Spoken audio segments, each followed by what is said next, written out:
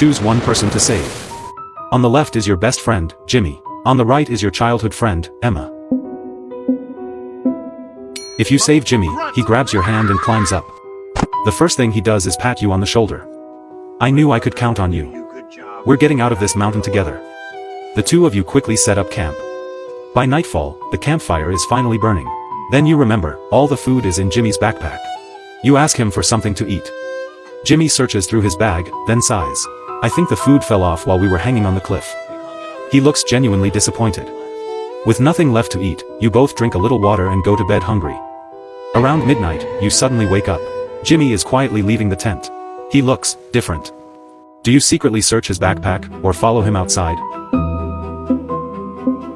If you search the backpack, it's completely empty. Just then, you hear footsteps. Jimmy is coming back. You quickly put the backpack back where it was. Jimmy walks into the tent, but instead of going to sleep, he checks his backpack first. Then he slowly walks over to you. You open your eyes and see him standing above you, holding an ice axe. If you follow Jimmy, you quietly lift the corner of the tent and peek outside. Jimmy is kneeling in the snow, digging for something. A few moments later, he pulls out a bag of food and starts eating. He never lost the food. He buried it in the snow so he could keep it all for himself. Do you sneak back into your sleeping bag, or attack Jimmy? If you attack Jimmy, you charge at him without warning. Jimmy is startled, and the two of you immediately start fighting. But you haven't eaten all day. You're far too weak. Jimmy easily knocks you to the ground. He looks down at you and says, "Stay here and get some rest." Those are the last words you hear before everything goes black. If you pretend you saw nothing, Jimmy returns to the tent and checks his backpack first. Once he's sure nobody touched it, he finally falls asleep. The next morning, you wake him up.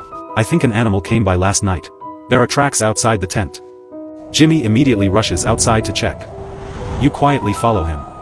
When he reaches the edge of the cliff, you kick him with all your strength. Jimmy screams as he falls into the abyss. You take his food and equipment and successfully escape the mountain. If you save Emma, she bursts into tears and throws her arms around you. I'm so sorry about Jimmy. You comfort her until night falls. The two of you struggle to set up the tent. Even working together, it takes much longer than expected. By the time you're finished, you're both exhausted. You open Emma's backpack.